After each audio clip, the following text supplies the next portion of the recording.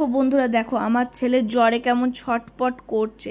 একটা ডাক্তারের ভুল চিকিৎসা মানুষের যে কত বড় ক্ষতি করে দেয় মানে বলার নেই। সেই জন্য পুরো ভিডিওটা দেখো, স্কিপ না করে, আমি সবটা তোমাদের সাথে শেয়ার করব। গুড মর্নিং বন্ধুরা, কেমন আছো? আশা করি আছো ভালো। আমি তো একদমই ভালো নেই, কারণ আগের ক্লিপটা দেখে বুঝতেই পারলে আমার ছেলের শরীরটা খুবই খারাপ।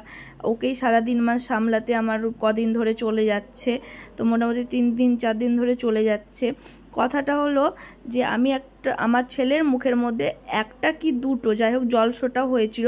সেই জন্য আমি ভেবেছিলাম যে একটা ডাক্তারের কাছে, মানে এখানটায় তো আমার অচেনা জায়গা, যেহেতু হাজব্যান্ডের কাজের সূত্রে আমি এখানে থাকি, আমার রিলেটিভ কেউ নেই।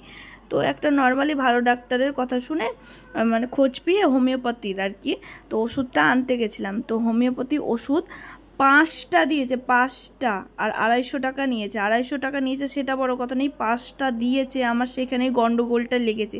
আর ওকে 1 ডোজ করে প্রত্যেকটাই 5টা ওষুধ দিয়েছিলাম। তারপরে ওর অবস্থা, তারপর থেকে এই দেখো কিচ্ছু খায় না, জ্বর বেড়ে গেছে। আর মুখের মধ্যে একটা দুটো জলসোটা ছিল, সেখানে 12-13টারও বেশি মুখের মধ্যে পুরো ছেয়ে গেছে জলসোটাতে। মানে ডাক্তারে বেশি হওয়ার ওষুধটা দিয়ে দিয়েছে ওর, মানে বেশি পাওয়ারের আর কি, বেশি পাওয়ারের ওষুধ দিয়ে দিয়েছে, যার ফলে ওর আমার ছেলের যেটা একদমই শ্যুট করেনি। এই দেখো সেই ওষুধটা একদম কিছু তো খাওয়া দাওয়া করতেই পারছে না মুখে ব্যথার জন্য। এই দেখো এই ওষুধটা, তখন আমি জানতাম না যে ওর এই অবস্থাটা হবে। তো দেখো 1 ডোজ করে দিয়েছিলাম।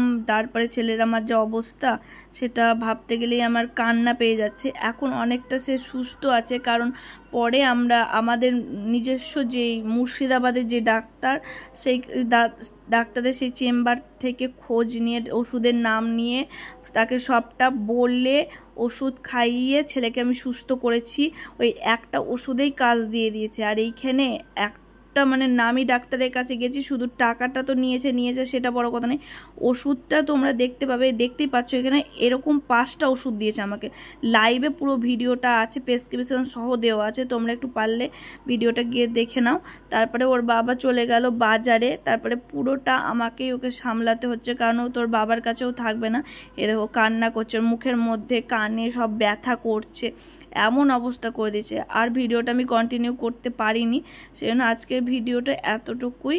আমার পাশে থেকো, সঙ্গে থেকো, এটাই বলবো। আর ভালো লাগলে একটু ভালো লাগা ভালোবাসা তো সবটা, তো অবশ্যই একটা লাইক করে দিও, আমাকে সাপোর্ট করো, আমাকে আরও ভিডিও বানানোর আগ্রহ করো। আজকের ভিডিওটা ছোট্টই বানিয়েছি, কারণ আমার পরিস্থিতি ছিল না অনেক বড় করে ভিডিওটা বানানোর। তো আজকের মতো টাটা, বাই বাই, ভালো থেকো, সুস্থ থেকো, আর তোমরাও তোমাদের বাচ্চাকে সাবধানে